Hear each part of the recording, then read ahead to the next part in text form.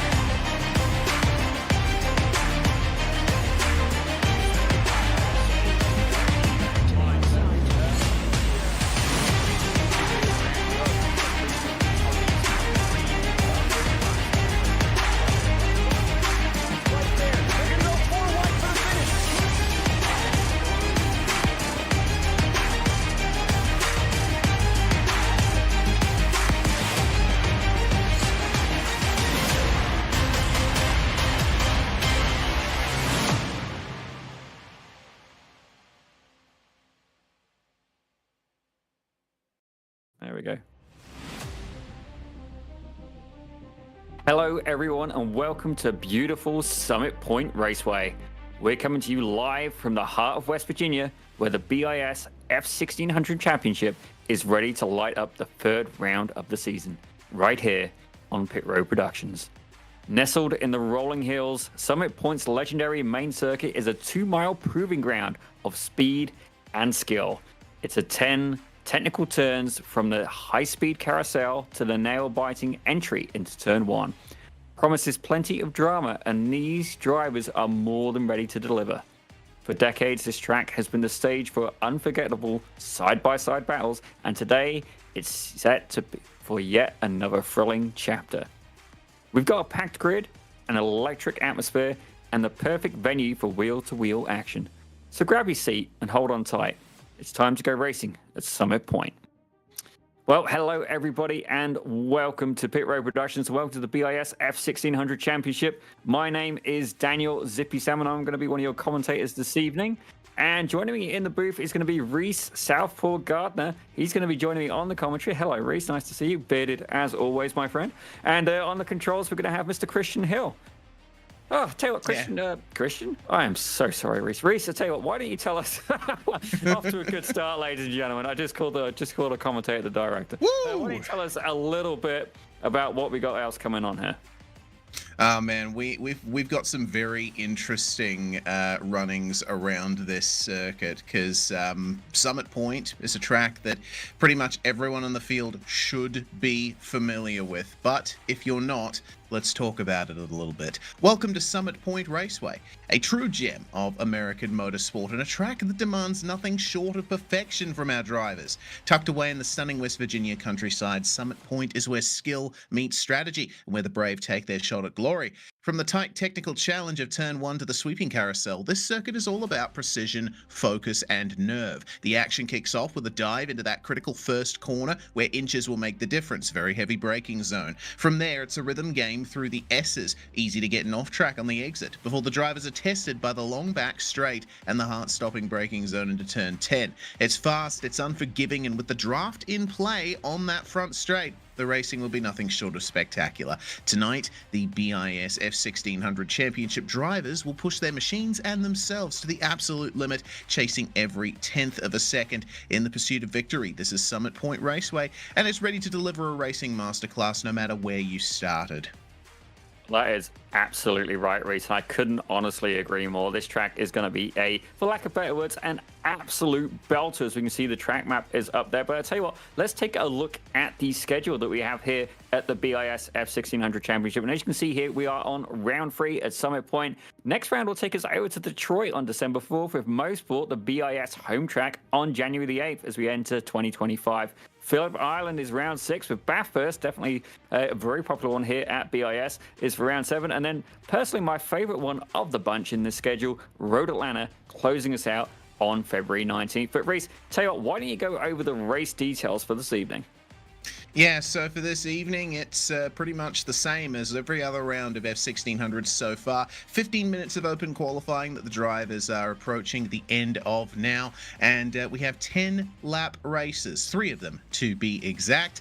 The top 5 on the grid will be inverted for race 2, and the top 10 will be inverted for race 3. No stops are required. Fixed setup, standing starts, and if you crash, well, if you can make it back to the pits under your own power, you'll be able to have a spare car available to you. 12 incidents will get you a drive-through penalty, 17 incidents will get you a disqualification. So that's the way things stand at the moment, Zippy.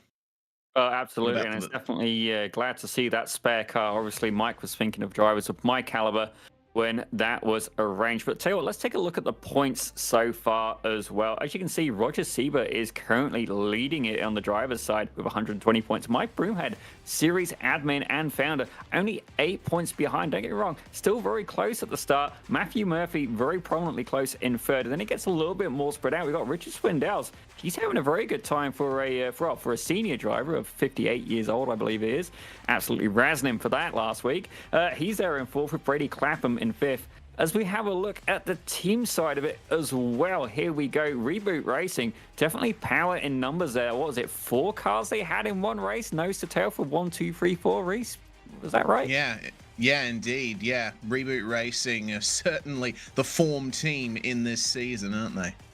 Oh, absolutely. But certainly Lima Racing, BiS regulars, they are 48 points behind right now. Britannia iSports taking third. And then a bit of a gap there before you get to fourth. Blah Blah Racing, that's actually Richard Swindells. He's currently rocking a team championship in fifth. So still very much a lot to score for. And as you can see there, that little note at the bottom, ladies and gentlemen, the top 2 scorers in each race score for their team. So while it is incredibly cool to have 4 cars from first to fourth, only the top 2 got points. Yeah, indeed, and the points reflect that. You are only going to get the points for your finishing position. Well, it looks like we are about to get going for the first race of the night, so let's go through the grid for race 1. On pole position in qualifying, it was the number 53 of Matthew Murphy. Michael Broomhead going to be starting alongside him, with Roger Sieber and Garrett Mealing on the second row. Chad Ritchie and Dominic Turcotte is going to start on the third row, with Scarali and Ben Willard row 4, McLean and McDonald rounding out our top 10. We then have Anaf Sharia with Sam Trantopoulos on row 6, Richard Swindells and Cedric O'Hyan on row 14, Nicholas Colander and Tori Pushman on row 8, and then Matthew Malman and Harland Goulbourne rounding out our field. But Harland has not taken part in practice or qualifying, so I don't know if he's going to take to the grid. 17 cars, a few less than what we saw last round at Alton Park, Zippy. Nonetheless, it's a small track, should result in some good racing. Certainly, the guys who are here this week will be actually a little bit relieved to see a couple less cars here on the field. Myself, I think the more the merrier on that aspect of it, and it's going to be a fun race. I do think that part of it is going to have to be, do you want to battle with the guy alongside you, or do you want to try and work together to try and take them podium positions? Yeah, exactly. As we mentioned in the lead up to the show, the slipstream is incredibly important around Summit Point, and I think a big defining factor of this race is going to be the run down to turn one as well. You want to try and get the power down nicely and get on the brakes as late as you can, as late as you dare. We are looking for a little bit more on the grid time here, but this is a track that everyone should be familiar with. It's one of the first road courses that you drive on in iRacing, and the F1600 is one of the first cars you drive as well. Certainly, when I started, Reese, the F1600 was not actually even available at that point. So certainly, it's actually one of my favorite cars in the sim. It gives a happy compromise between performance and pure driving feel. Like some of the like if you take something like the LMDs, LMP2s, for example, there's a lot more technology in those cars. And as fun as that is, I find it's not quite a raw experience. In the F1600, on pure raw driving instinct and feel, one of the better cars in the sim, I feel. Yeah, absolutely. I love the way this car feels. You can really chuck it around, amazingly enough. Oh, absolutely. And certainly, yeah, it reminds me of the Skip Barber car a little bit as well, because the Skippy, to get decent pace out of it, like it's almost like you have to slide the thing everywhere. But this is like a little bit of compromise. Don't get me wrong, you have to slide the car a little bit, but certainly not at the angles of the Skippy. And, I think it's a lot of fun dancing. As I say that, they've gone green, green, green, green. Reese, take it away. Yep, that took us by surprise a little bit there, but a good run out to turn one from Matthew Murphy, is going to lead the way. It is 1, 2, 3, and 4 for the Reboot Racing cars. This is magnificent driving as Michael Broomhead, second in the championship, trying to keep himself in the top 4. Well, say that. How about the top 3? Well, thinks it could be a little bit of a misshift there from Garrett Mealing, or maybe he lifted off to avoid any carnage. Regardless, leading the way is Matthew Murphy, and he's looking pretty good there. Third in the championship coming into this round, and now it's time for the twisties. Look at Broomhead there, trying his best to keep himself in third. Who was that making their way around the outside? It was Tyler Scaralli. Well, certainly a couple of positions going up and down across the grid, ladies and gentlemen. These guys fighting, but again, they've got to remember the tires are going to be a little bit colder as well, and it's not a full slick on these cars, I believe. It's almost like a semi-slick, like a road tire. Maybe you can expand on that a little bit for me, Reese, but so far, not too many positions moved, only a couple up or down at this point. Uh-oh, Yeah. That didn't sound good. I had to say it, didn't I? And that's Sam Trantopoulos absolutely thundering down through the field. Oh God, yeah. He's ended up going all the way around at that very difficult final turn, and it looks like Tori Pushman has had a similar problem. Looks like a bit of synchronized spinning between them. Fortunately, they didn't make contact with each other. Trantopoulos has gotten back going all the way down in 16th, and Tori Pushman in 17th. Bit of a ways behind everybody else at the moment. We're going to see what happened, and for Trantopoulos, it looks like he might have just pinched the brakes on the way in, and I think Pushman did the same thing.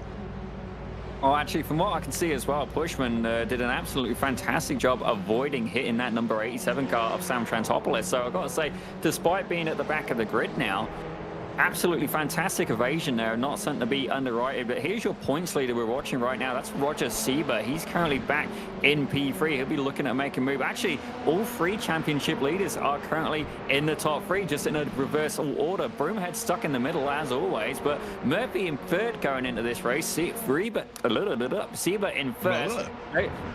Exactly. Thank you. I'm glad to see someone can understand what I'm trying to say here. The roles reverse a little bit, so it'll be interesting to see how that works out. Certainly several races happening here this evening on Pit Road Productions as Broomhead's making a move to take P1. Oh, look at that. Up the inside, under brakes, and away he goes. And ball, but he pushes wide over the curb. That's going to allow Matthew Murphy right back through. And Broomhead might fall back to third here with Seba almost banging wheels on the way through. Into the fast left-hander now. Broomhead struggling for a bit of rear grip here. He's going to go beyond the track limits into the gravel trap. And that's going to grant Seba the position all over again. Broomhead is getting aggressive. He knows he can win this one, but I think he just needs to dial it back a little. Well, we've got to remember, I think it was a 10 incident point will get you a penalty, and certainly we've already seen him. He's had a couple of off tracks, but thankfully it's a shorter race. If you use all of them 10 points, it's fair to say that you've been a very, very busy boy or girl. And it's one of those things as well, you know, like how far do you want to go? Like how far do you want to push? And Broomhead really pushing very, very hard right now. He is surrounded by these Reboot racing cars and very much on his own right now in the P3. Oh, that is, man, these drivers are pushing so hard. That gravel trap I've run through many a time in my time on iRacing, but it always stresses me out every time as it's side by side between McDonald and Benvalid. Alex McLean in there as Broomhead attempts a move for second. But this battle that's going on here for 6th place is actually turning out to be quite the fight. I mean, obviously the top 3 are looking really good at the moment. Broomhead's still piling it on to Roger Seba. But McDonald, Benvalid, McLean, and now Anaf Sharia are all racing together for that 6th spot. And it's looking pretty clean and fast. Oh, absolutely. It's absolutely a whole field full of battles happening right now. I've just seen Sam Trentopoulos. He's made it past Tyler Scarelli and Matthew Mailman. I wonder if something happened to Scarelli because he's dropped quite a ways back as well. We'll have to check in with that a little bit. If not, Reese, I know you're very, very good at finding the things that I miss. And yeah, it does happen every now and again. But right now, Matthew Murphy, he's out in front, not going to be able to break that draft. And if he does, that could be the opportunity he needs. Now, you got to wonder as well, will Reboot Racing work together to try and pull away from Broomhead as both Seba and Broomhead spending a little bit of time in the sand? I do wonder if we're going to get an episode of Baywatch if these antics continue. Yeah, you know, I think Broomhead's fast enough that, Seba's going to go for it on Murphy now. Interesting. So, I don't know if they're going to be able to pull away. Even if they weren't battling with each other, I don't think they'd be able to get away from Broomhead. I think they're just going to have to deal with him as a thorn in their side for the rest of this race.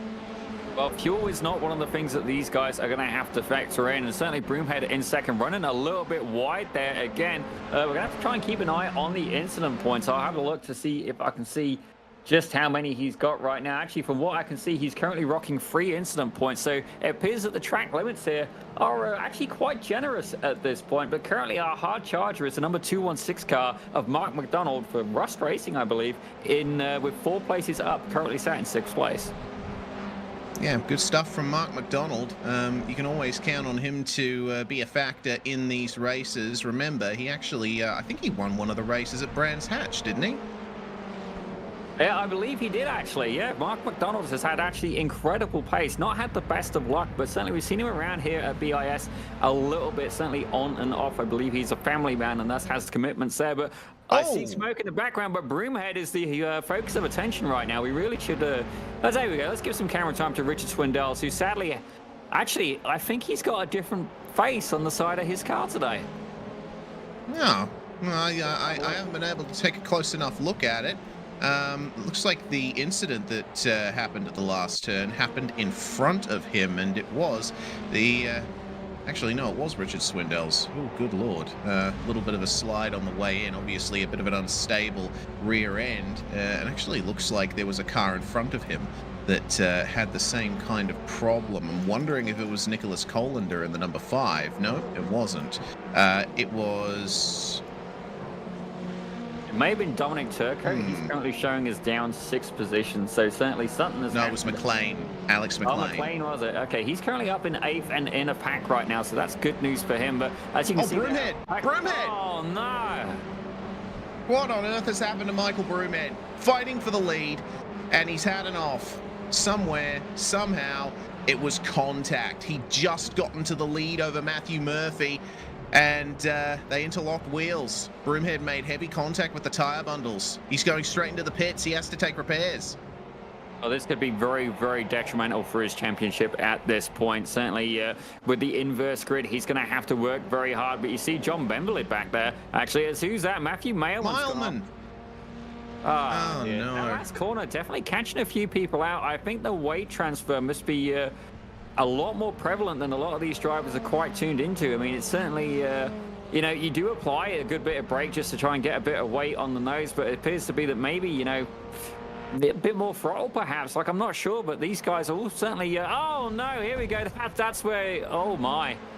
Yeah, that's what happened to Broomhead there. He just got into the lead over Sieber, and unfortunately, Sieber was trying to turn in for that right-hander as Broomhead was on the inside, and yeah, just transferred the weight into the rear end, swung him around, and that was all she wrote. Broomhead has gotten his fast repair, and he's back out on the circuit, but he's all the way down in 16th place, so he's not even going to be a factor for the grid invert here. He's going to have to fight his way up in race 2.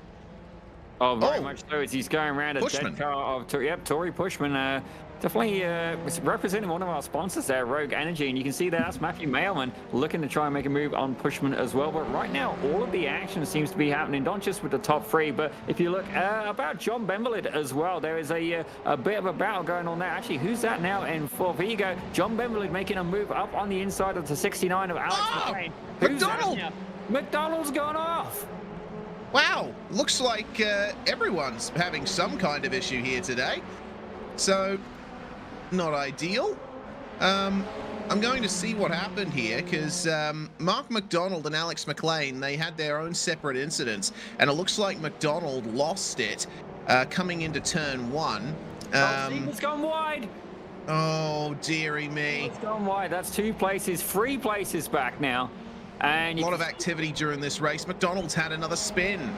Goodness me, we can't capture everything. Every time something happens, 3 other things happen elsewhere.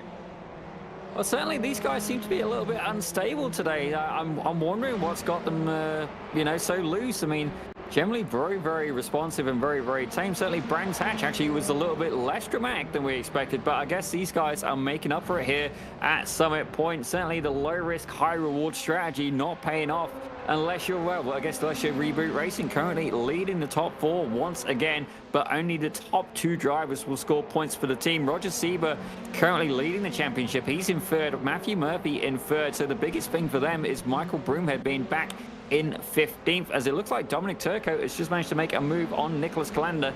Potentially, can Calander answer back? Yeah, Turco having to fight his way back up through the field. He started in 6th. He's just retaken 9th spot. It's a lovely little 3-way battle that they're having for 9th place. Turco followed by Colander and Richard Swindells. And, well, I'm always appreciative of Nicholas Colander. He always gets hyped up when he sees that I'm on a broadcast. Let's see how they go coming into the next couple of corners. There's battles everywhere you look, including this one for 5th. McLean trying to get past Bemberlid. And McLean, he's actually had a fantastic run up through this field. So has Bemberlid. They've had their fair share of issues, obviously, as McLean goes for the move up the inside of the final corner. Man, not quite able to do it. Anaf Sharia is going to get it done here. As a result, take advantage of the over-under. And maybe catch a little bit of slipstream off Bemberlid as well. All of these drivers have been fighting their way up through this field. They've taken advantage of the problems for others, and now Bemberlid's going to try and defend from Sharia here on the inside, but Anaf is going to hold strong around the outside just about. I'm loving this battle.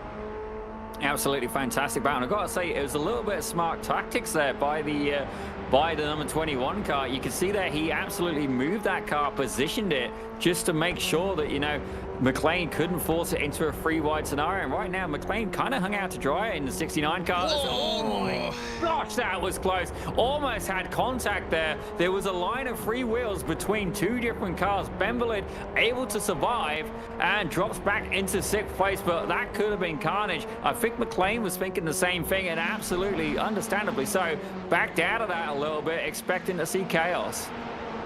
Yeah, that braking zone into what I'm going to call turn 6 is one of the most difficult braking zones on iRacing for my money.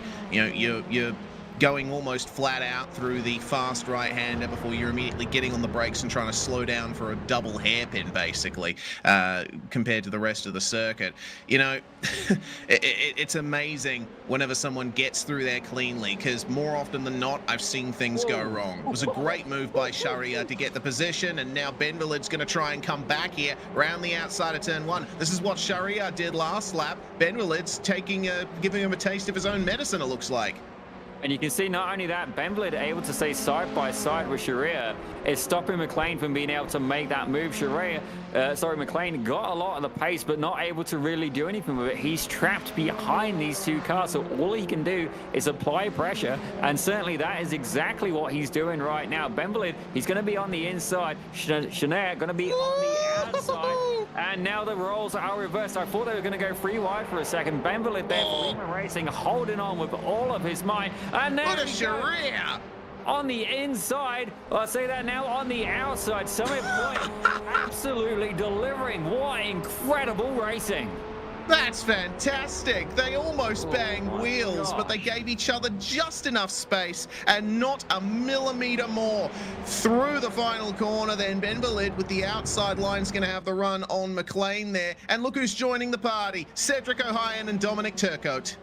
Absolutely, and I do wonder, is O'Hyan going to be able to help his teammate Ben Valid? You see there, Ben Valid's going to be able to give him a little bit of a drop there. There's not really a lot between them, maybe 0.2 of a second. You see there, Ben Valid hot on the brakes. O'Hyan is a little bit of a send. Was that contact? Very, very close, but gets the move done on the number 69 of Alex McLean. Can he hold on?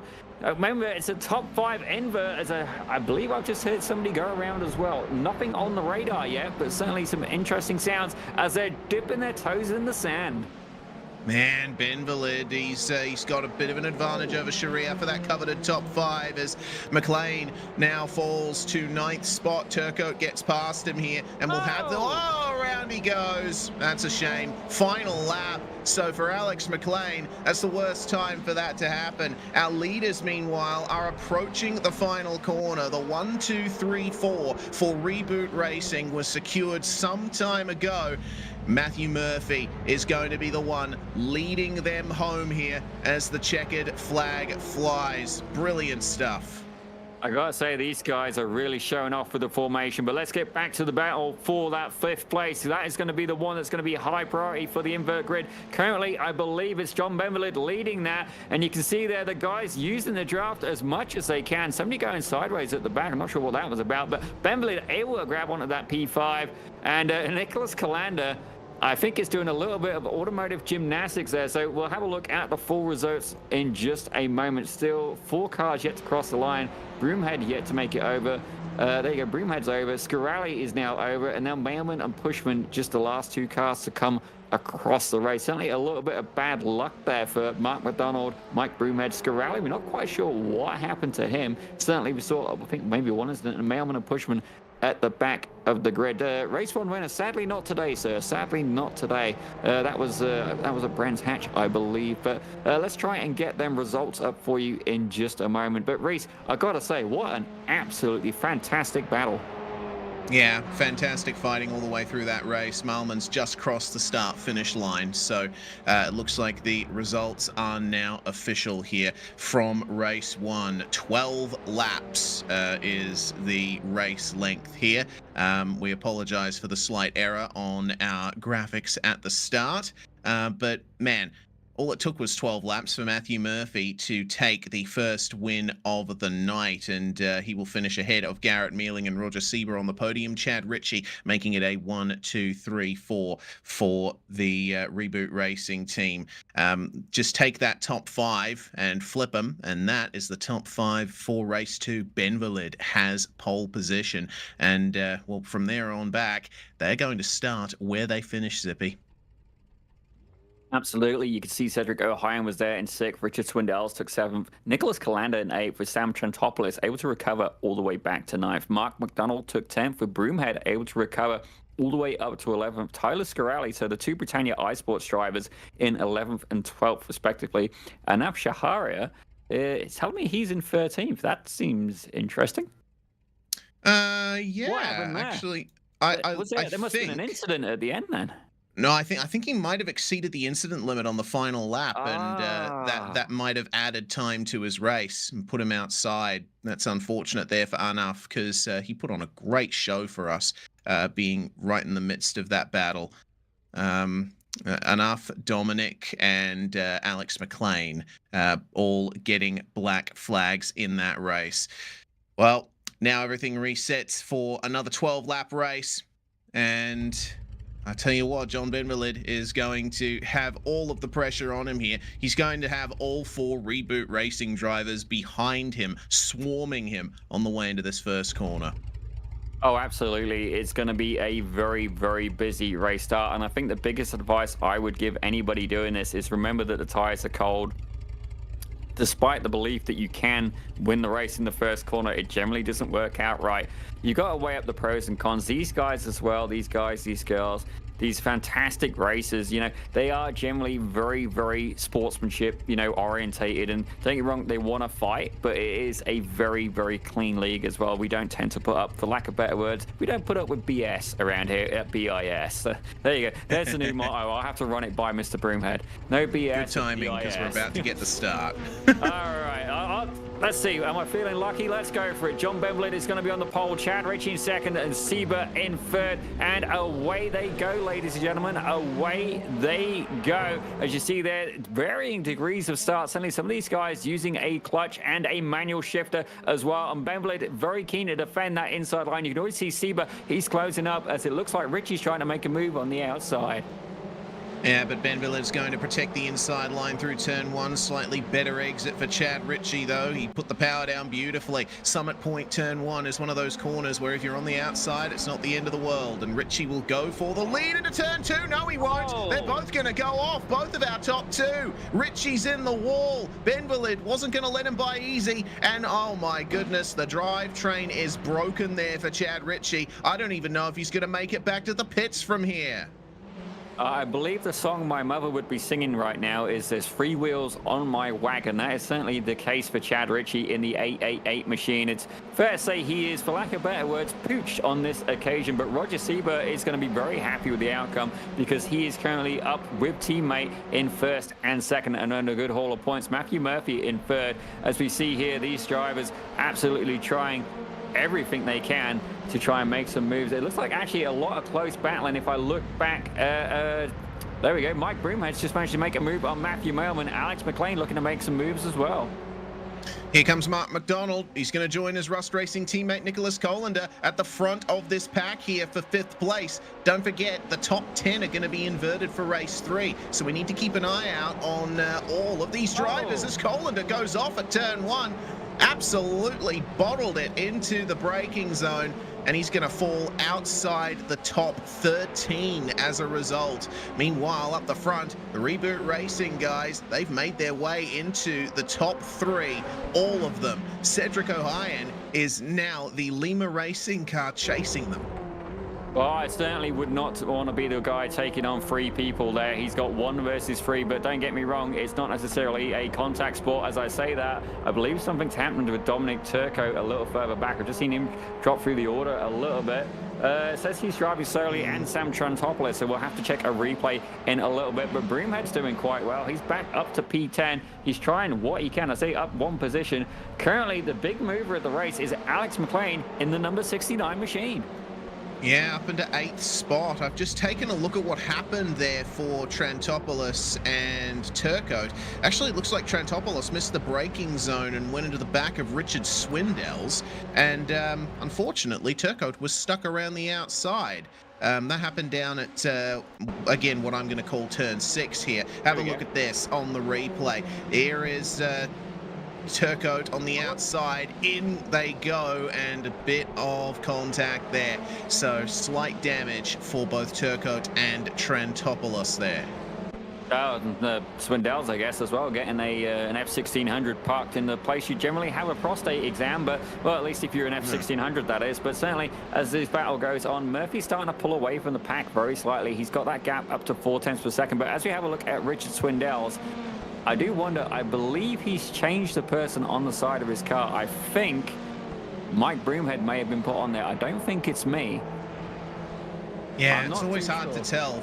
always hard to tell from the trackside cameras here. The face is just a little bit too small to really make out, but that definitely doesn't look like your features, Zippy, at least from the pixels that I could see. Looks like Matthew Mailman is out of the race. Unfortunately, he's towed back to the pits.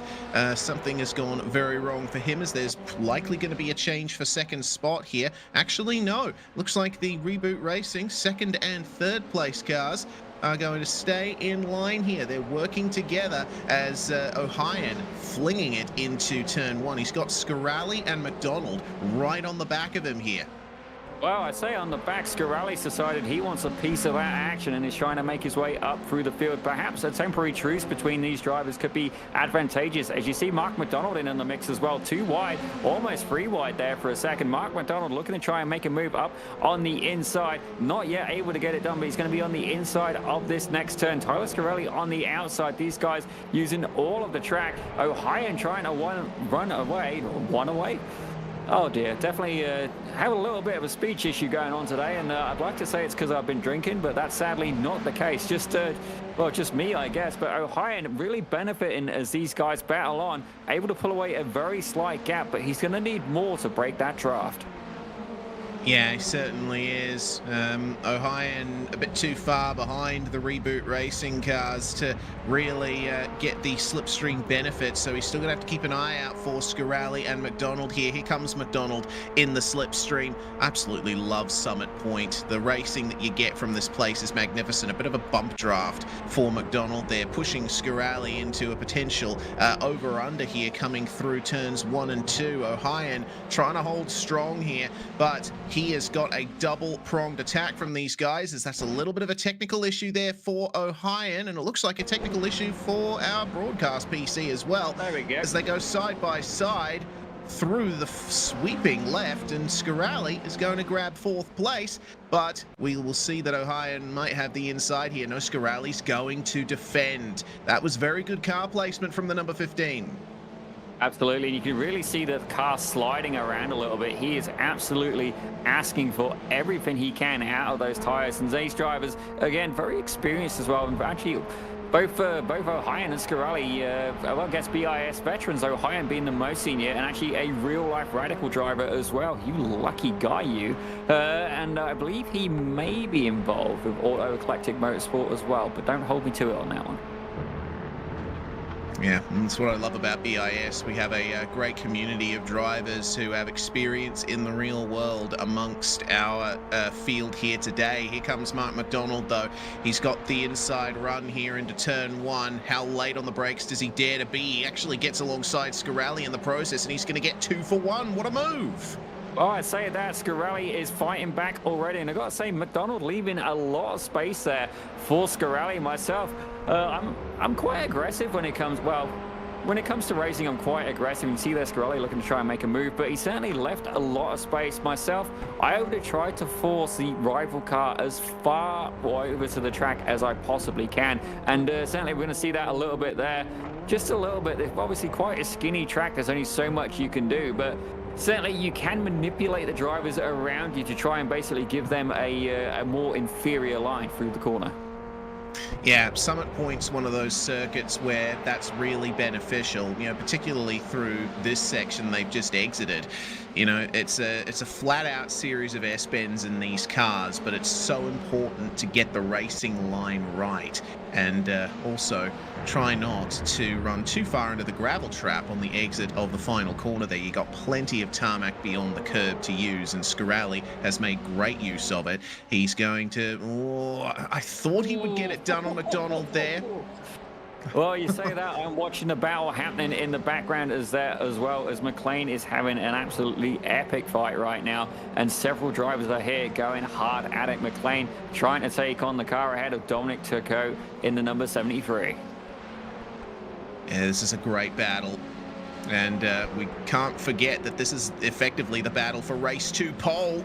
As around the outside goes Dominic Turcot. McLean now in 10th. But Richard Swindells is on the back of him, and if McDonald a spin ahead there.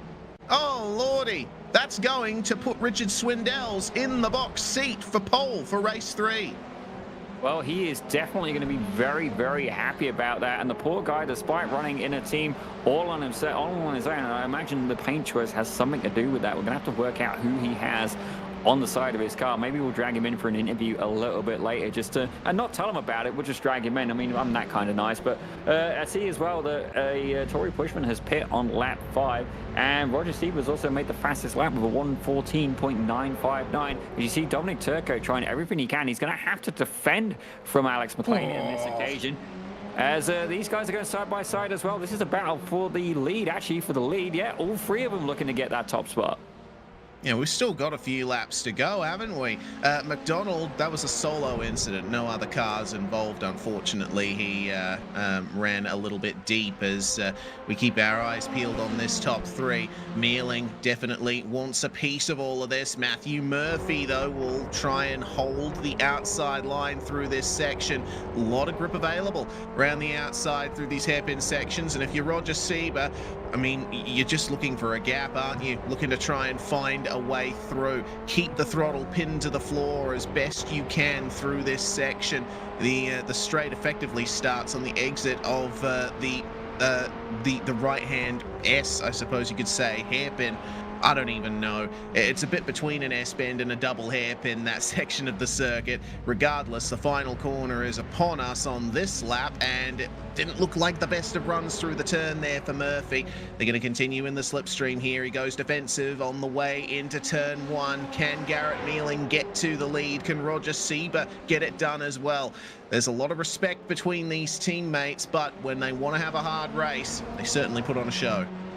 Absolutely, and it's good that they are actually getting to race. Certainly, if that had been, I don't know, Ferrari, the race would have been denied, and if you're Esteban Ocon, you would have just raced anyway.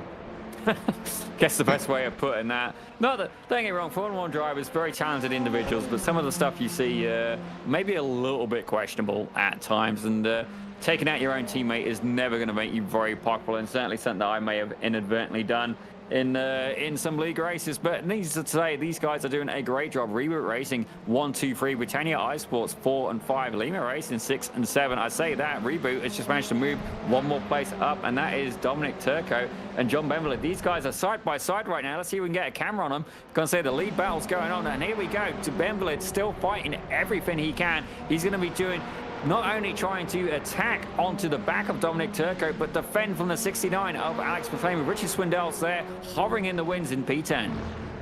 This is the battle for the top 4 on the grid in race 3, and Benvelet is going to run wide there, try and get back on the track. Oh, that was a bit of an unsafe re-entry there from Benvelet. Swindells very lucky not to get caught up in that. And how hard is he going to defend here? Benvelet will want this position back, but he isn't going to have much grip on his tyres there. They make contact into turn 1, and mounting the curb is Richard Swindells, still back in 10th place. Well, he's still got pole for race 3. I think he can sit pretty knowing that. Well, certainly, you know, it's he's got to just make sure he can survive the next couple of laps. And certainly, if I have a look at the incident points as well, I believe Swindells is going to be victim to a penalty now. He's got 11 incident points, so we may indeed see him taking a drive-through as I don't know who that is. That is a guy from Duck Dynasty. It's the old fella, but I can't remember who it is. Director Christian, feel free to chime in if you know this one. Yeah, well, we'll have to. Is it Sai from Duck Dynasty? I'm not. Silas. Yeah. Silas from Duck Dynasty, we've been informed. And obviously we have permission to have his face on the side of Richard Swindells' car in case anybody is asking. Certainly it'd be the most rep they've seen on any TV for a sustained period of time. But right now, as we have a look through, the battle is heating up again at the front of the field. Reboot Racing 1, 2, 3, and I guess number 7 as well. These guys fighting very, very hard and respectively as well. Certainly, I mean, how do you introduce team tactics in a situation like this as well? I mean, you really can't do it because the prize cannot be shared 3 ways. Only one of these drivers will get that test session in the F1600 race car. Yeah, indeed. Big prize at the end of this season. We'll have to keep an eye out to see how hard they race here in the final lap, which is about to come up very shortly. Matthew Murphy in his motion rig, he'll be feeling all the bumps around Summit Point, to say nothing of the very big curbs around here. Keep your eyes peeled on the mirrors coming down this back stretch and into the fast final corner. The slipstream on already for Garrett Mealing. Murphy just a little bit wide of the curb, but he hooks it up for a beautiful exit as they take the white flag. In the midst of all of this, Broomhead has moved up to 4th. Excellent recovery from the number 1 car, but he's nowhere near these guys as they're side by side into turn 1 on the final lap with lap traffic ahead. Oh, this could certainly add another thing into the mix there. And who is that lap traffic? I believe it is Tori Pushman in the number 9 car. So a potential wild card in the midst for this podium battle. And I got to say as well, Matthew Murphy rocking a, I'd say Top Gun, but Top Dad t-shirt. So obviously his kid's very happy with how his old man's performing tonight. Indeed. He will be top dad at the end of the day if he can keep this lead. Pushman's going to go wide and let them all go. Goes all the way off the racetrack to let our leaders continue on. Broomhead had a slide just behind and could still potentially lose 4th to Tyler Scarali, but for the time being, it looks like Murphy, Mealing, and Sieber are looking good for now. Well, you say that, I've just got an eye on the battle back for the P10, and sadly Richard Swindales has been absolutely gobbled up by Mark McDonald, but we're going to focus on this lead now as they go around the final corner. Currently Murphy in the lead. Is he going to hold on? It looked like Mealing got an excellent run, but is there enough real estate? No, there is not. As I say that, it comes down very, very close, under 1/10 of a second. I thought Murphy was potentially going to lose it there, but thankfully the start-finish being the saving grace. Yeah, absolutely. Start-finish line at Summit Point is a bit later than you expect, and all the other battles work out in people's favour. Looks like someone was going for the woods there. Running for the woods, as it were. But with Matthew Mailman and Chad Ritchie still yet to come across the line, it looks like that's pretty much the rest of our field sorted. And man, it was close, but largely clean in that race. Exactly what we want to see. Oh, absolutely fantastic race, and certainly a little bit of bad luck by some of the drivers. Certainly Swindales, he got absolutely destroyed there by Mark McDonald. You know, he didn't have the pace, the car obviously damaged, and that was enough that it's going to have a huge influence on where he's going to start in this next grid. McDonald will take the P1. But speaking of the grid, let's have a quick readout here. So Mark McDonald is going to be P1. Alex McLean's going to take P2. So our director's going to get us a nice graphic for it as well. Look at that. My apologies there to Christian. We've also got a 5-minute warm-up session between the two races, which is going to give us ample time to thank our sponsors here. But before that, we're going to go through the results here. Murphy, Mealing, and Sieber, our top 3, with Broomhead and Scarali rounding out the top 5. Great recovery from Broomhead and Scarali, starting from 11th and 12th. Ohayon was in the midst of all of those battles and ultimately finishes exactly where he started. But 10th place and pole position for race 3 will go to Mark McDonald. So let's see what he can do to hold on to that. Oh, absolutely. And speaking of the ad reads, let's first start off with Falcon. You would have seen their video earlier. If you like BIS, you'll love Falcon Autosport Track Days. Running out of Grand Bend Motorplex in Grand Bend, Ontario. There's a bit of a connection there, I think. These track days help get people just like you on the racetrack, make new friends, and can teach everything from good car control all the way up to helping you get into racing a car in real life. BIS racers will get a discount of 10% off Falcon Autosport Track Days. Email Drew from Falcon Autosport at drew@falconautosport.com or text 226-750-7916. That is in Ontario, Canada, ladies and gentlemen. Great guy, and I understand he's quite a good instructor, and certainly I believe as well he may be building a rental race car. So certainly if you don't have the wheels, maybe ask him, see if he can help get you into something, you know, so you're not putting a bit of wear and tear on your own motor. But I do believe we got another sponsor to announce if you'd like to do the honors, Reese. Indeed. Want to improve your lap times and consistency? Check out the motor racing checklist used by Radical North America Cup champion Suelio Almeida. With 50 plus videos and over 7,000 students, this step-by-step course is designed to make you faster and help you join the top 10% of drivers. BIS members get 20% off with coupon code BiS F1600, BiS F20. Start today. Absolutely, and certainly after you've done the motor racing checklist, if you find you're wanting more individual teaching as well, they do have instructors available. Certainly Hayden Bramley, he often runs in the Weekend Warrior Spec Racer Ford. You got Brian Lockwood, Kane Halliburton. There is an assortment of drivers there. I mean, you can at times you can't even book Suelio himself, but I believe there's a bit of a wait list for that man. And it's fair to say I'm not surprised why. After winning a championship, he is a very, very busy man. But certainly, if you want to improve your race skills, that is one way of doing it. Yeah, absolutely. I remember BIS Radical Canada Cup last year, I believe. I commentated one race for it at Mosport, and Suelio Almeida's comeback in the second race was just nothing short of spectacular. He's a fantastic driver and highly regarded for a reason, but there's also a big roster of fantastic drivers in the BiS F1600 Championship, Zippy. I think there's going to be a lot of championship permutations coming out of this round, with Broomhead not having the best of first races here. He was only 8 points behind the championship lead coming into this round, but I think those points are going to be looking very different when we come out of race 3 tonight. Absolutely. There's still very much a lot in play, and you want to score as many points, as you can. And definitely as well, if you look at the team championship, Reboot Racing is absolutely dominating that at that point. And even though that it's only the top 2 cars that score points, the more doors you knock on, the better odds you've got of making a sale. And certainly Reboot Racing has taken that approach, and they are absolutely just collecting and collecting. So I think for the championship, these guys really need to try and, kind of get Reboot Racing kind of down a couple of pegs if you want to try and stay competitive. But if you look a little bit further back, Lima Racing and Britannia iSports are very close indeed. So certainly we'll have to see how that develops as well. But going into this next race, don't get me wrong, we've seen Broomhead. I mean, he won it last year.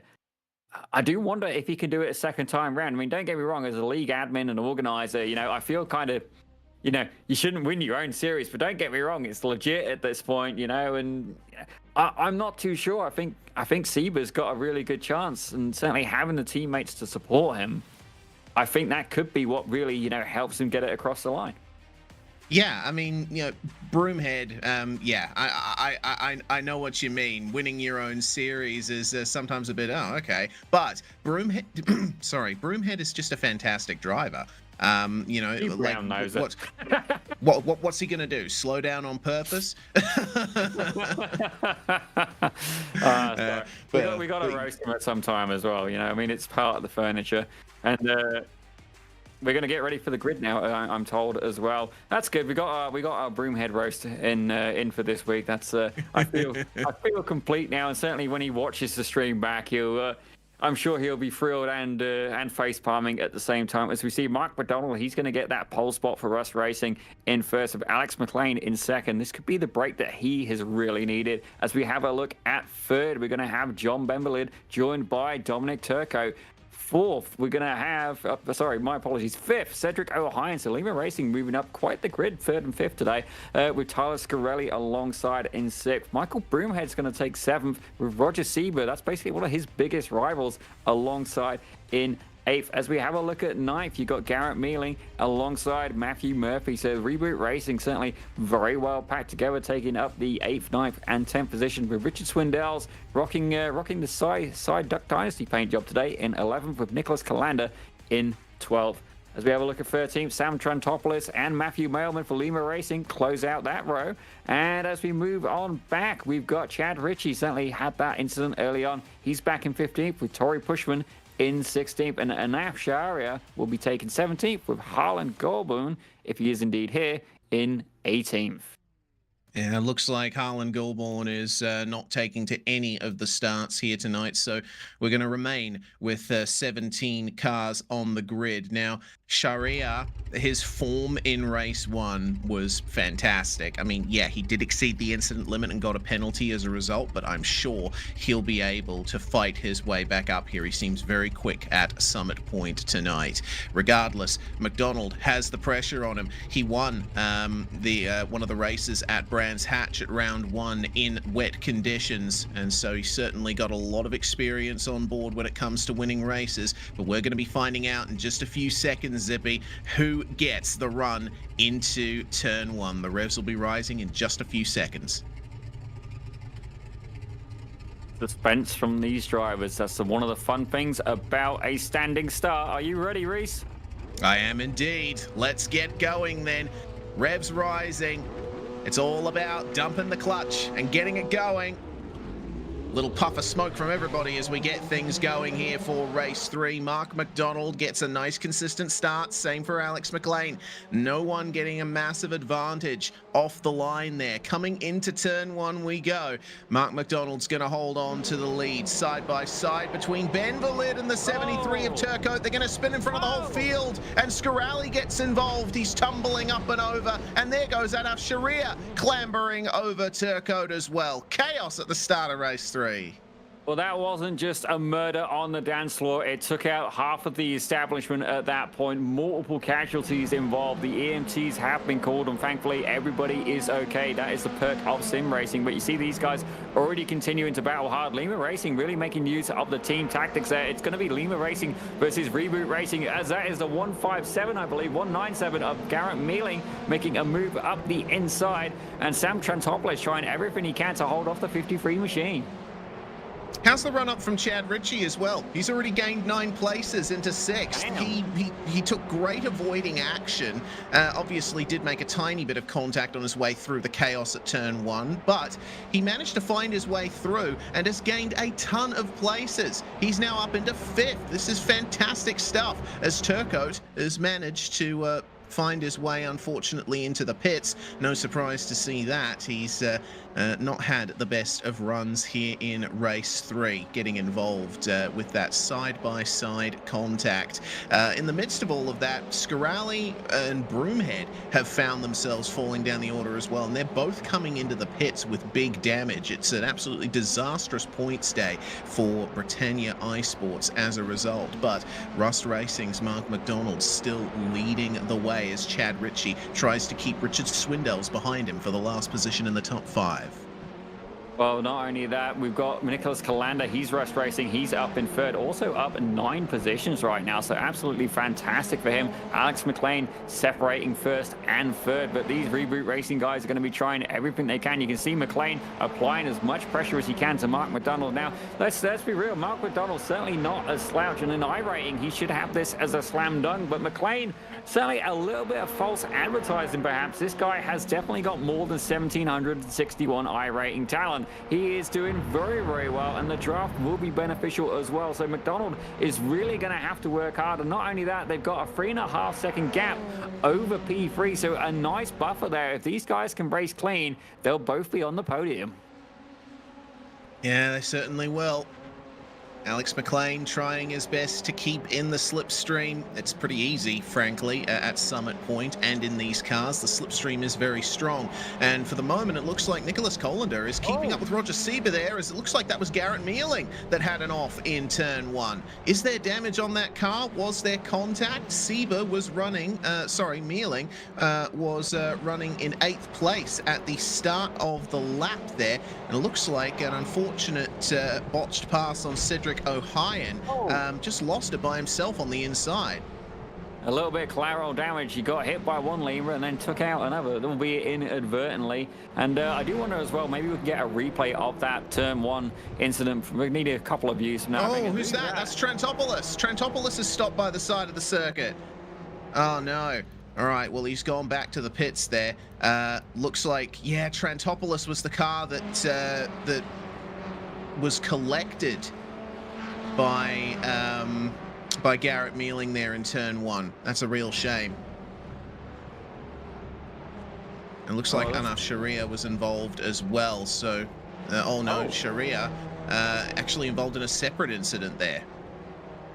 So definitely it's fair to say race 3 having all of the incidents today, and certainly a lot of spice. We'll see if we can get that. Oh, there, it looks like Scarelli taking a little bit of a scenic route, but it looks like Alex McLean has been able to take that lead, but for how long? If Mark McDonald gets any closer, he's going to have the nose cone of that F1600 up the tailpipe of the car ahead. Incredibly close battling right now, and certainly this battle is not over yet. They've got a 3.7-second gap behind. That's grown by about 2 tenths since we last checked in on it, and trying everything he can to regain that top spot. I do wonder as well, maybe we can get a replay of that first incident. We'll leave it with our director. He's had a subtle hint, but the field very spread out right now. Certainly, if you go from P9 back, really spread out on track. Yeah, well, we're going to be seeing an external view here with Ben Valid making the initial mistake there. A bit of contact on the inside as they tried to come through, and then Scarelli had to get on the brakes. Broomhead tried to stick to the inside, had nowhere to go as the Lima car spun into the back of him. Everyone else really solidly on the brakes as Colander zoomed on through. And, oh, that looks like Sharia there that made contact at the back of the field as well. Yeah, tumbling up and over the number 73 of Dominic Turcotte, who I think was end up involved in that through very little fault of his own. And this is what I wanted to see, the onboard from Chad Ritchie, who gained 10 positions thanks to this single fantastic run through the wreck. Look at that. I gotta be honest, like, you know, you could roll the dice and this guy got the 0-0 at that point, and a fantastic job. I do think he maybe got caught a little bit. I saw it on the TV view as well, but certainly if he did, it seems to not be slowing him down. He's all the way up into 5th place, currently up 10 positions. Nicholas Calander up 8 positions, so these guys doing very well. Torrey Pushman up 7 positions as well. Certainly John Bemberlid, the hardest faller in this race right now, down 13, not the race he was looking for. As we see Alex McLean still holding on to the top spot. Yeah, indeed. Matthew Murphy and Richard Swindells were trading places as Colander runs very wide out of the final corner there. And this is going to give another position to Chad Ritchie, who's now up 11 places and into the top 4. Murphy, Swindells and O'Hyan battling behind. It looks like Colander is going to let Ritchie have that. But Swindells is not going to have the same kind of luxury, is he? Around on the outside goes Matthew Murphy, and Cedric O'Hyan will look to take advantage. Certainly with these cars, you got to be quick to fall back in line and stay in that draft, and that's exactly what Cedric O'Hyan was aware of. He's trying to make a move up on the inside. You can see the cars being loaded up as Swindells takes to the sand. Certainly, definitely a David Hasselhoff's fan at this point. You know, we're going to have to get him a towel, a bucket, and a spade at this point, but just razzing him just because, you know, much love for Richard anyway, but he's currently up in P7, 4 positions overall, but certainly feeling the pressure of O'Hyan behind him. And, you know, these guys on paper, very similarly matched. Yeah, I can't really pick a clear winner of this battle out of these guys. You know, they have matching levels of consistency and pace, but O'Hyan as the one in the slipstream here. Coming into the final corner, trying to line up the exit. A little bit of a slide there on the way through. And he'll have to wait another half lap or so to really get the move done. But you see how strong the slipstream is? He's caught right back up to Richard Swindells here, and he's actually going to go for it into turn 1. At the very least, have a look. Slides up the inside, is given room by Swindells, and through turn 1 they go, side by side. Swindells is going to try and fight it here at turn 3. Well, I'd say given room. For a while there was, and then at other times it was maybe a cigarette paper in the gap. Now Swindells is going to be the one in the draft this time round. What can he do? Can he answer back? Certainly, you know, the draft will make it a little bit easier to get that move done. But one thing we haven't really talked about yet today, Reese, is the tactical time when to make that pass. As there we go. That's O'Hyan. He's made a little bit of a mistake. Swindells trying to make a run round the outside. Has O'Hyan got away with it? Oh, Swindells not able to capitalize on the opportunity given. Yeah, looks like Swindells is happy to let Ohio lead this battle, at least for the time being. And we've still got 5 laps to go for our leaders, McLean and McDonald. They are going to potentially trade spots here into turn 1. No, they're not. See, Mark McDonald is driving very smartly here. He's staying behind and he's not going for those kamikaze dives. The more you run side by side, the more of a chance that the chasing cars have to catch up to you. And, well, Roger Sieber is catching these guys by 0.2 a lap. Matthew Murphy running in the 114s as well. This is a pretty fantastic drive from Murphy as well. But regardless, I think McLean and McDonald are playing this very nicely. Yeah, it's definitely a tactical time, and I think the gloves will come off probably by lap 10. You know, if you're going to make a pass, you're not going to be able to just do one and make it stick necessarily. I think he's going to have a few goes at it. McLean is not going to hand over that lead very, very easily. And he certainly, you can see there, he's really working the wheel, getting as much grip as he possibly can. Actually got another wheel up on the background as well. So very well equipped at this point. And I'd say that's probably a ultra wide monitor. He's adjusting his monitor? Yeah, it's wobbling around a lot. My God. Yeah, righto. That's not ideal. Maybe get the screwdriver out, mate. You might gain yourself a couple of tenths. I do wonder, actually, if I was discussing this ironically earlier, if his screens, if his monitor mount is built into his rig or whatever he's using, because that would indeed explain it a lot. As that is incredible. Maybe a shock absorber required for the screen. Yeah.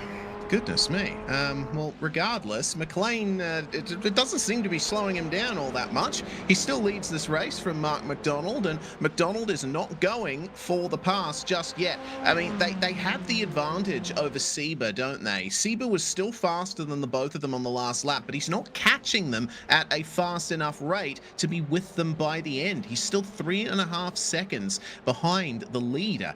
And, you know, catching at about 1 to 2/10 a lap, the closest he'll get to them is probably 2.5 seconds, unless there's some kind of mistake on board for these two. But it seems like McDonald is just hanging back for a bit and letting McLean have his moment in the sun.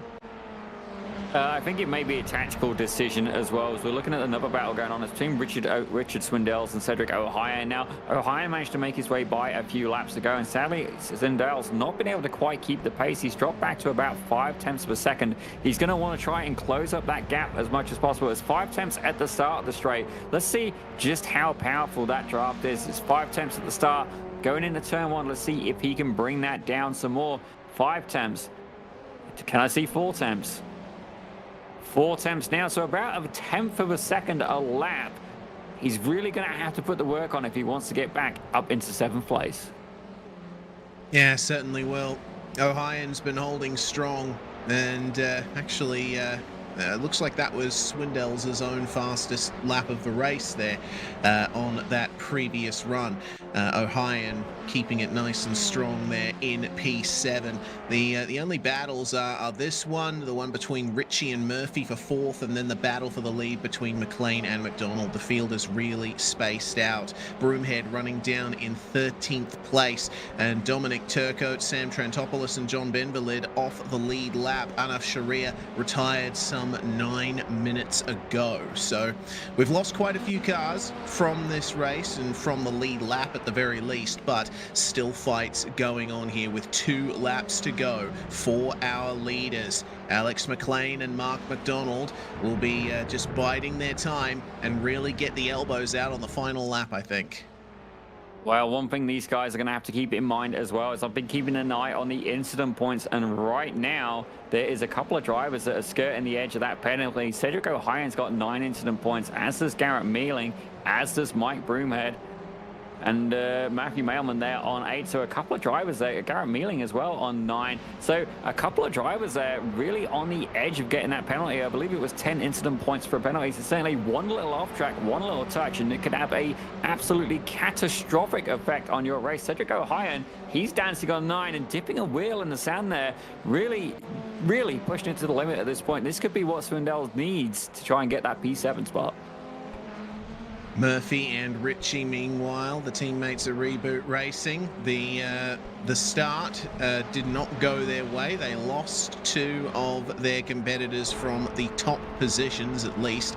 It's worth pointing out that Garrett Mealing is still out there, albeit in 9th place. Sieber, Murphy and Ritchie running 3rd, 4th and 5th, so it's unlikely they're going to be taking the win from here. But as the final lap begins, now is the time for the move from Mark McDonald. He goes around the outside of McLean, very deep on the brakes, too deep, and McLean's going to keep the lead. This is going to be a fight right to the end, Zippy, and they'll be fighting tooth and nail.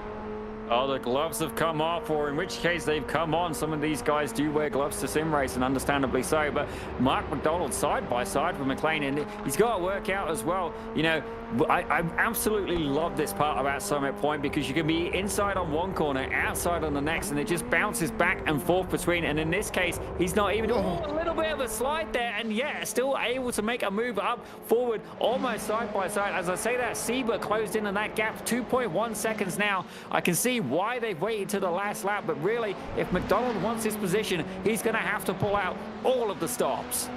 Here we go then, the run to the final corner. The slipstream is here for Mark McDonald. Is he going to go for it into the final turn? He's going to have a look. He's going to get up to the side of Alex McLean and holding the outside across the curb. It's going to be a drag race to the line. McLean is just half a car length's worth of advantage, and he is going to cross the line in P1. What a drive. He's pumped. He is absolutely fantastic. I've got no favorite here, but I'm doing the same thing, and I'm so happy for him. Like, what a fantastic race. I think I can hear him in the chat now as well. Like, absolutely well done. Well done to McLean, a well-deserved fight. McDonald gave it everything he got. That gap under a 1/10 of a second as well. We'll get you results very, very shortly. The last couple of cars are going to be coming across the line, quite spread out on this occasion. I do wonder why, but I've got to say, race 3 winner Alex McLean, a well-deserved win here at Summit Point. Absolutely. McLean wasn't here for Brands Hatch, and unfortunately he had his fair share of problems at Alton Park, though did finish very well indeed. Looks like he could be a factor in the championship going forward if this works out for him. But we'll have to wait and see on that one. That was a fantastic fight, and a very smart fight, I have to say, between our top 2. They stayed in line, they kept their advantage, and then when the final lap came around, that's when they took the gloves off and started battling, and it was a clean battle as well. Well, we're going to have a quick look at your final race results. As I see the guys are getting ready for an interview. There we go. That's round 2 today, ladies and gentlemen. Attaboy. I think we should do a whole broadcast of just turkey gobbles at some point. Oh yeah, actually, let's mix it up. Let's get turkey gobbles, chicken. I know sometimes we've done broadcasts where for some reason I've been hungry that day, and we see how many fast food references we can make in a show. I tell you what, let's do that next week at BiS F1600. But you pick the subject, Reese, and I'll play the game. Actually, we'll get our director in on it as well. See, I know I've had him cringing on many occasions, but speaking of cringing, ladies and gentlemen, you came here for the racing, not to put up with me. I just happen to be part of the furniture. But we got Alex McLean there in first for a nice good win for Team 2BH, and Mark McDonald takes second. Reboot Racing third, fourth, and fifth with Roger Sieber, Matthew Murphy, and Chad Ritchie with that absolutely incredible drive through the field, up 10 positions there in fifth. Nicholas Calander also moving very heavily through the field, 6 positions gained. He takes sixth, a good points haul for him and for a good move for us racing. With Cedric O'Hyan in seventh, Richard Swindells for Blah Blah Blah Racing, so original Richard in eighth, Garrett Mealing in ninth, and Tori Pushman in 10th. In 11th spot, it was Tyler Scarali who started in 6th, Mailman finishing in 12th, and Broomhead, the last car on the lead lap. An absolutely horrendous final race for Britannia iSports there. Turco, Trantopoulos, and Benvalid all off the lead lap. Lima Racing not having the best of times today either. Anaf Sharia retiring, and Harlan Goulbourne did not take to the start at any of our races today here at Summit Point. With that, Zippy, I think I'm going to leave it to you to have a chat with Alex McLean, our winner of race 3. Well, I've got to say, Alex, that was an absolutely incredible battle. Certainly, of race starts, you managed to avoid that for the majority, and I'm sure you were feeling very, very good about that. But Mark McDonald applying the pressure to you, like at some point, I swear you could have just looked down between your legs and seen his nose cone incredibly close. Tell us a little bit about how you approached that race and managed the situation. Definitely at the start. I didn't really know what to expect, but then I saw the carnage behind me, and I was like, "Oh man, what is going on behind me?" But thing is that kind of cut it down, cut the field down just to the both of us. So I kept it real smooth at the start, looked for key opportunities. Like I didn't go for any bold moves or anything because I know that if I take him out, then it ruins the race for both of us. And then at the end, he tried something right at the end, but it didn't quite work out. And almost a photo finish. And I'm so excited. First win, first Oh, pole. a very well deserved win. Like we had your onboard camera going a couple of times during the stream. We're going to talk about that more in a second, but certainly as it come across the end, we can see the raw emotion and happiness. And you know what? You've got every right to be happy with that. Mark McDonald, and not only that, the whole field here at BIS to take the pole, to take the win here is definitely an achievement, and you should be very, very proud of that. And then not only that, take them while you can get them, because these guys aren't going to respond to that. They're going to be like, "Who's this guy? That's my spot." Certainly the guys over at Reboot. But we got to ask a very quick question: what is going on with your monitor? We've been watching this thing. This thing twerks more than Shakira. Like, what do you got going on there? Unfortunately, the way I have it set it up, it's on just a monitor, like a monitor arm. So it's not quite sturdy. Like I need to get a stand for it or something. But the thing is that I use it as a second monitor on my PC. Like my PC is just like 2 feet away from me to the left. So I kind of just rotate it around, and then I have two ultra wide monitors to do work and whatnot. Nice. So it works. Nice. It works fine, to be honest. So if we're talking to Santa, so this year Santa, Alex would like we'd like another monitor and a monitor stand. And if you're looking to sponsor BIS, certainly this man would like a monitor stand. So, if you're in the business of sim gear, sim hardware, I know our existing sponsors for F1600 don't get into that market, but certainly I know a few of the BIS Radical Cup Canada ones do. I'm thinking like Advanced Sim Racing. Tap this guy up. Obviously, he's got something on his Christmas list. But Alex, before we let you go, is there anybody you'd like to thank for your absolutely fantastically deserved success today? Honestly, I'd like to thank everyone at Pit Road Productions for putting on such a great show. It's been fantastic so far. Amazing. Like, congrats to everyone who's been like in this. Like, I want to thank you all, like everyone. It's been amazing so far. Well, you not only get to have the satisfaction of the race win, you get to watch yourself in the playback. You can, if you want to watch the broadcast, by all means do it. Share it as well. If you have this thing called friends, by all means share it all over your Facebook. It's fine. It's fine. We encourage it even. But I got to say, well done, Alex, Mr. McLean, bringing home the top spot in race 3, a well-deserved win. Attaboy. Yeah, thank you. Well, ladies and gentlemen, that was Alex McLean, and I do understand, Reese, I believe you managed to catch up with Mark McDonald there, the P2.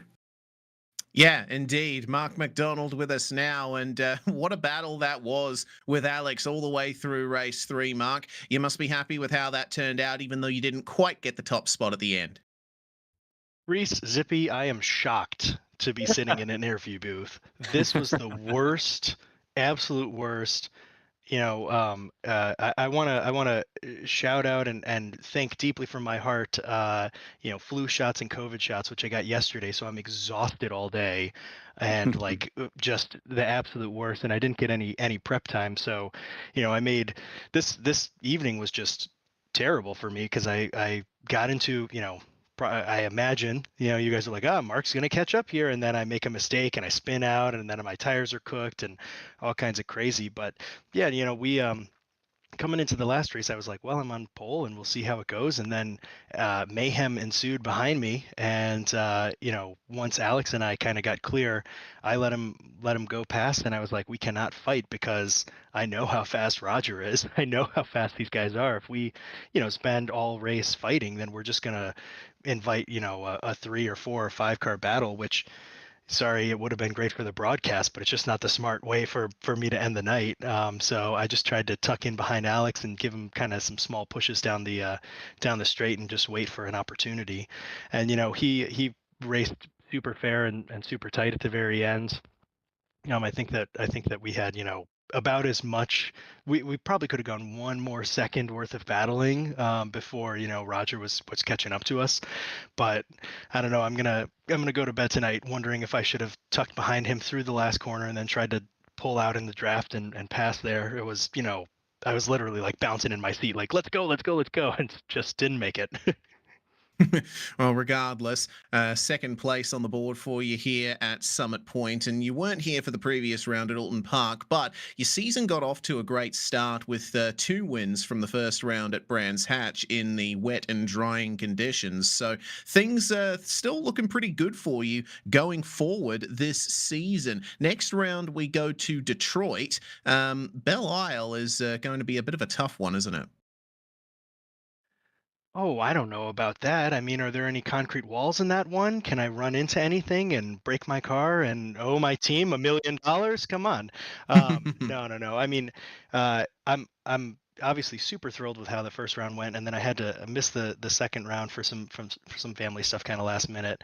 And this round I didn't get enough practice in, but I definitely got the chance to at least get one good result out of it. So for the season, I think we're going to have to see how the whole season develops, and people have a little bit of bad luck, kind of like I had in this race, or make mistakes, which is what I really did. But coming into Detroit, I'm excited to race between the walls. I really like that track. I mean, it's a really cool track. It's a shame that they don't run there with like IndyCar anymore or whatever. They made their new track, but I think it's an awesome track. I think it's going to really suit the Formula Fords, and I'm really excited to take it to everyone there.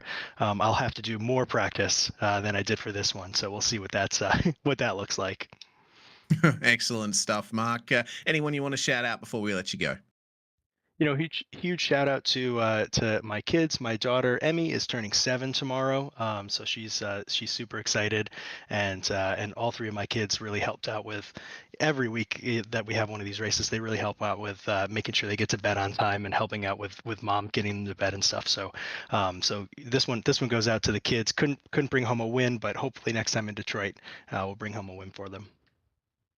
Fantastic stuff. Happy birthday, Emmy. That's Mark McDonald there, finishing second in race 2. Next up, Zippy, it looks like Roger Sieber is going to be the one having a chat now. Podiums in all 3 races tonight. Well, definitely a very good haul for you there, Roger, and you went in leading the championship as well. Certainly a good haul, but tell us a little bit as well. How are you managing to keep getting on the podium? What is your strategy to do so? Well, I think that went very well. 3 third places. I'm very happy with that, and I think the key is to just not quite getting those 1 and 2 battles. They seem to be very heated in this series. So if you have the championship in mind, a third is better than 14th for sure. Absolutely, and certainly, there was a couple of incidents going on, but towards the end as well, you could see McLean and McDonald fighting, and you must have been very aware of that gap. Just how hard were you pushing, trying to catch up with them? Oh, that was all I can do there. But I noticed they were playing the same kind of game that Reboot Racing was playing in the first and the second race there, right? Like they were fighting, but they were teaming up a little bit as soon as they saw that gap come down a bit, and then they would stay behind each other, get that gap built up a little bit, and then they would go back to fighting because they know, same as we knew in race 1 and 2, that if you race side by side, you're going to get caught pretty easily. So it was fun. Well, definitely with Reboot Racing currently leading the championship, and another good haul of points today. Anybody who's running in the team individually, you may want to try and rethink that, see if you can find some people to partner up with. But Roger, before we let you go, is there anybody you'd like to thank for today's, triple podium? Just again, Reboot Racing, you guys, and the BIS series. That's just putting on an excellent league here. Great racing, and I actually don't even own the Detroit track, but I'm going to download that tonight and take it for a test drive. So I'm ready to go in 2 weeks. Well, ladies and gentlemen, Roger Sieber, good stuff, and we're looking forward to seeing you back here at BIS and on Pit Road Productions. Thank you very much. Thank you. Whoops. I think he said thank you, ladies and gentlemen. I wasn't quite expecting him to come back there, but I do understand as well a little bit of a curveball for you, ladies and gentlemen. We're going to have Mike Broomhead, BIS league organizer and questionable driver, interview Chad Ritchie, the hard charger of that last race. Hey, Chad. Thanks, Zippy. Yeah, questionable driving by me. It wasn't exactly great for our boys, but only dads sponsored cars over there. You guys were absolutely fantastic. You were, zipping around us, just trying to get, into our kitchen, as my teammate would say. But, what was the strategy there? Obviously, you guys were pulling away, you were leapfrogging, but, talk me through that with your team. Well, I mean, mostly it's the fluorescent green wheels I find really increase the pace of the car. But no, we're just trying to get quality and try to get up front early on, and then maintain pace is what we were trying the whole time. That last race, I just closed my eyes and drove through the crashed field, and it worked out for me. So that's sometimes what it takes. Not many people get so lucky at that, but how was the race? Obviously, you had the hard charger in the final race there. A lot of people to pass. So, how was the feeling of the car and the pace generally? Like I say, I got really lucky coming through that accident in turn one, and then the car was fine. Just tried to run consistent laps and stay close to Roger was ahead of me, and stay ahead of Murphy, who was closing on me pretty fast, and he got me anyways. He's kind of a jerk. He's got a lot of pace today, so. Yeah, I know. Unfortunately for me, I saw that early on as well. You guys are you're working well together. You seem to be strong in practice. How's the season going? Are you looking forward to Detroit? I have never run Detroit, so I'm gonna have to download that one and give it a few laps and see what it's like. But I have never been on that track. Looking forward to it though. It's great racing. I like it. It's yeah, exactly. It's sorry to jump in on you there. No, all good. Just saying, momentum cars are a good time. Yeah, exactly. So, obviously, you guys, you run the joke sponsor. You guys are mostly fathers, I believe. How do the family like watching these races? I'm the only not dad. Oh, no way. Yeah, I got the only one. I heard there was one of you out of the bunch of them. But, yeah, it's just me. No. So. Fair enough. Well, who would you like to thank for tonight's race?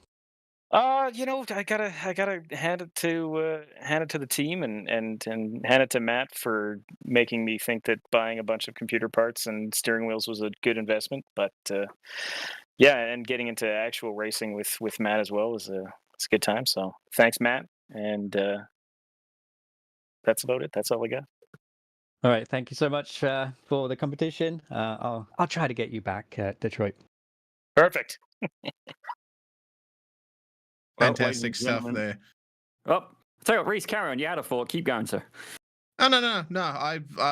That was just a simple statement to lead into you.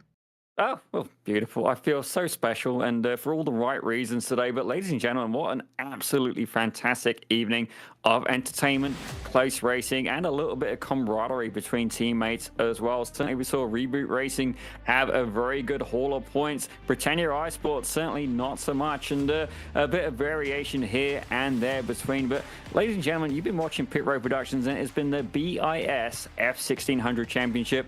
My name is Daniel Zippy Salmon. Joining me in the commentary booth was Reese Gardner, and at the direction controls, Mr. Christian Hill. We're going to see you next time for the BiS Radical Canada Cup, and we'll be seeing you here again on Pit Road Productions. Thank you very much for joining.